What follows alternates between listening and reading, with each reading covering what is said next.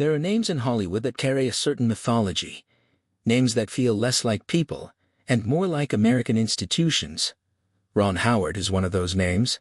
For decades, the image has been clean, consistent, and almost impossibly wholesome. The freckled kid from Mayberry who grew up under television lights, who somehow escaped the wreckage that swallows most child stars whole, and who went on to build one of the most respected careers in the history of the film industry. He won the Oscar. He built the empire. He married his high school sweetheart and, by every public account, stayed married to her. 50 years of a life that looked from the outside like it had been scripted by someone who actually knew how stories were supposed to end. But in a series of remarkably candid recent conversations, Ron Howard has pulled back the curtain on the parts of that story that never made the publicity rounds. And what's underneath isn't the portrait of a man who glided effortlessly from one triumph to the next. It's something far more human than that. A portrait of a man who quietly carried guilt he never fully put down, who watched someone he loved nearly disappear into addiction while the world applauded him, who once collapsed on his own set and had to be carried away, and who, even at the height of his powers, was haunted by a choice he made in 1991 that he still hasn't completely forgiven himself for. The story of Ron Howard doesn't begin in a director's chair or on a red carpet. It begins in Duncan, Oklahoma, in 1954, in a household that already spoke the language of performance. His father, Rance Howard, was an actor, a man who had made his peace with the fact that the dream required sacrifice, that you packed the car and you drove west, and you made yourself available to whatever the industry needed. His mother, Jean, had trained as an actress too. When baby Ron came into the world, he entered a home where the dinner table conversation was about auditions and call times, where scripts were as common as grocery lists, and where the understanding was simple and unspoken. This is what we do. He appeared on screen before he could properly speak in full sentences. By the time most children were learning their multiplication tables, Ron Howard was learning something else entirely: how to find his mark, how to hit his light, how to make a camera believe him. The Andy Griffith Show came in 1960, when he was 6 years old, and for 8 seasons, Opie Taylor became one of the most recognizable children in the country. What audiences saw was warmth and simplicity. What Ron was actually living was something more complicated. A childhood that existed almost entirely within the controlled environment of a television set, where the people who knew him best were grips and writers and a man playing a fictional sheriff who became, in some real way, a second father figure. He has spoken about those years as a golden cage. The phrase is precise.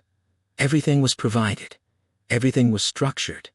What was missing was the ordinary chaos of growing up, the afternoons with no plan, the friendships built over years in the same neighborhood, the gradual and messy discovery of who you are when nobody is watching. Ron Howard was always being watched. Even when the cameras stopped rolling, the awareness never entirely left him. What saved him, he has said repeatedly, was his actual father. Rance Howard made a deliberate choice to stay close. He took smaller roles, supporting parts, anything that kept him near his son's orbit. He didn't manage Ron from a distance. He sat with him between takes. He taught him not to perform, but to be present, not to show emotion, but to actually feel it, and let the camera find it. That discipline, quietly installed before Ron was old enough to understand what discipline meant, is the foundation everything else was built on. By the time Happy Days arrived in 1974, Ron Howard was 19, and the transition should have been jarring. Instead, he walked into Gary Marshall's office and ordered a cherry phosphate like he'd been going there his entire life. The role of Richie Cunningham fit him because Richie Cunningham was essentially what Ron had always been asked to be: decent, warm, the moral center of whatever room he walked into. For 255 episodes, he held that center. But something was building underneath it. By his mid-20s, playing a cheerful, frozen-in-time teenager while Vietnam burned across the evening news, Ron Howard felt increasingly like he was trapped inside someone else's life. He wrote memos to the network, asking for stories with weight, for episodes that acknowledged the world outside Arnold's diner. They said no. He felt, as he later described it, like he couldn't breathe. That suffocation didn't make him bitter. It made him a director. The leap came in stages. First, Grand Theft Auto in 1977, a low-budget Roger Corman film he co-wrote with his father and shot on real California roads, destroying dozens of cars and one expensive Rolls-Royce without ever fully stopping to ask for permission. The budget was barely $600,000. The film made $15 million. Nobody was laughing at the redhead from Mayberry anymore. Night Shift, Splash, Cocoon, Willow, Parenthood. Through the 1980s, Ron Howard constructed a filmography that moved fluidly between comedy, drama, science fiction, and fantasy, and somehow always found the human beating heart at the center of whatever story he was telling. He and producer Brian Grazer co-founded Imagine Entertainment in 1985, a partnership that would eventually accumulate more than 40 Oscar nominations and nearly 300 Emmy nods, overseeing a catalog that grossed billions of dollars worldwide. On paper, it reads like an unbroken march from success to success. The reality was harder. Apollo 13 nearly killed him, not metaphorically, literally. Directing the 1995 film about NASA's near disaster, Ron Howard worked 18-hour days for 90 consecutive days. He sat in on NASA briefings. He filmed zero-gravity sequences aboard a modified aircraft that required more than 600 individual parabolic flight dives, each one lasting only 23 seconds, enough time to get a shot and nothing else. He refused to let anything be faked, if it could be real. By day 90, his body gave out. He collapsed on the set. Production halted for a day and a half. His blood pressure had climbed into dangerous territory. Dehydration, exhaustion, the kind of physical shutdown that arrives when you have ignored every warning sign for so long that your body stops asking and simply stops. When he returned, the crew had made shirts. Mission Control. They wore them the day he walked back onto the set.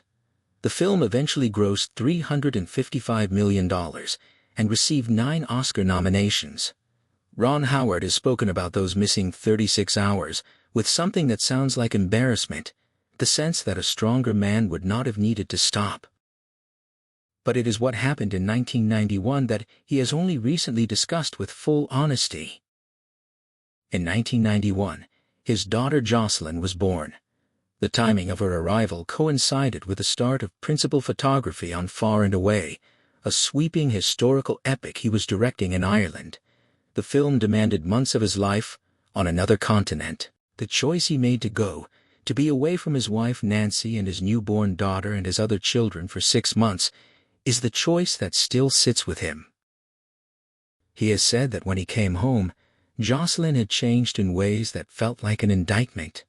She didn't fully know him yet. His daughter Bryce, who would grow up to become a celebrated actress in her own right, barely remembered the rhythms of having him home.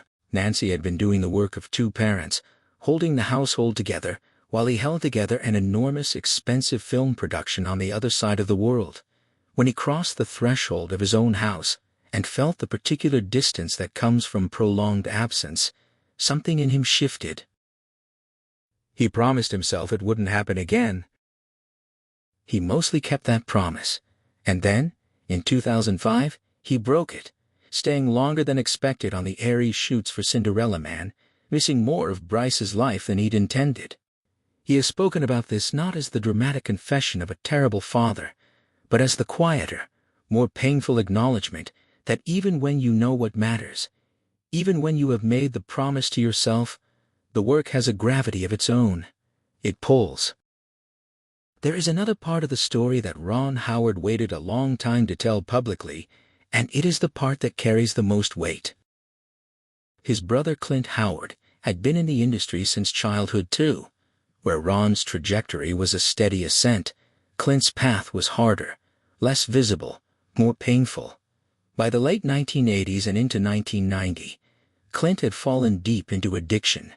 Cocaine and alcohol had taken hold of his life in a way that was destroying it. Ron watched this happen from a distance that was partly professional and partly, he has admitted, a reflection of his own guilt. His success had cast a long shadow over his brother. The disparity between what Hollywood had given each of them was not something either of them had chosen, but it was something both of them lived with. The conversation Ron eventually had with Clint was one of the hardest of his life. He told his brother the truth: get help, go to treatment, or lose the relationship. Not as an ultimatum delivered from cruelty, but as one spoken from love that had run out of other options. Clint chose treatment. Clint chose life. In their memoir, published in 2021, both brothers wrote about this period with the kind of honesty that is only possible when enough time has passed and enough healing has occurred. Ron admitted that he felt responsible that watching his brother struggle while he himself moved from one achievement to the next was something he had never fully stopped feeling guilty about. The Oscar came in March of 2002. A Beautiful Mind, the story of mathematician John Nash's brilliant mind and devastating battle with schizophrenia, won Ron Howard the Academy Award for Best Director. He stood at the podium at the Kodak Theater and received the recognition that every filmmaker spends a career working toward. And yet, he has been remarkably clear-eyed in discussing what that moment contained and what it didn't. An award is not absolution. A trophy doesn't fill the chair at the dinner table that was empty on too many school nights. He has continued to work through the years that followed, through critical and commercial setbacks that would have ended lesser careers. The Da Vinci Code brought controversy and enormous box office in equal measure. Frost, Nixon was lauded but lost money. EdTV, a film he chose over a project that would have been Castaway, cost Imagine Entertainment $30 million in losses. And then, in 2018, came the experience that he has described as the one that nearly ended his directing career entirely. Ron Howard was not the original director of Solo: A Star Wars Story. He came in after the production had already broken apart, after the studio made the decision to remove the filmmakers who had started the project and begin again. He inherited a film that was 70% unfinished, in which the choices already made were baked into the material, and in which the expectations of millions of people were enormous and largely unmovable.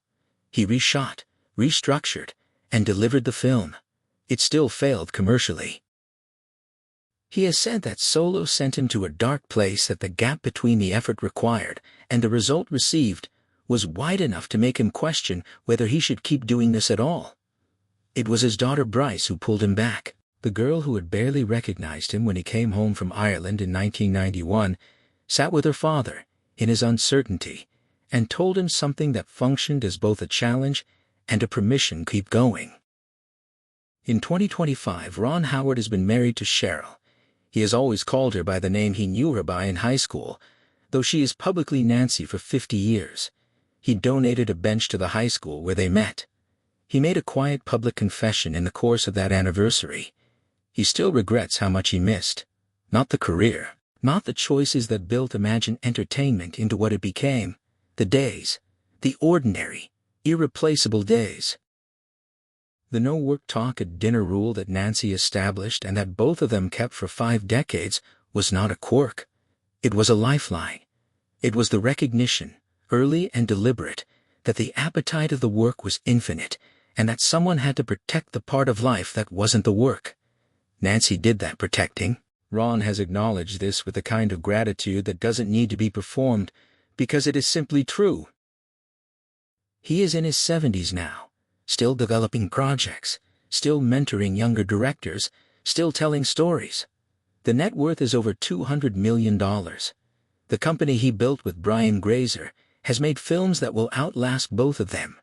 His children are accomplished adults who built their own lives, some of them inside the same industry that shaped him, some of them deliberately far from it.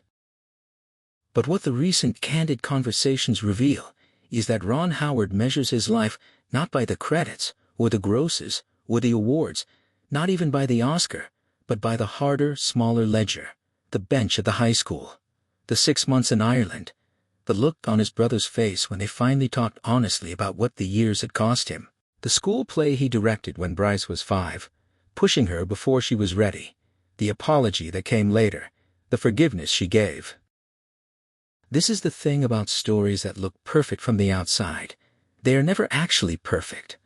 They are just well lit, and Ron Howard, who spent his entire childhood learning how to use the light, has spent the later chapters of his life finally being willing to talk about what lived in the shadows. The devastation is not dramatic.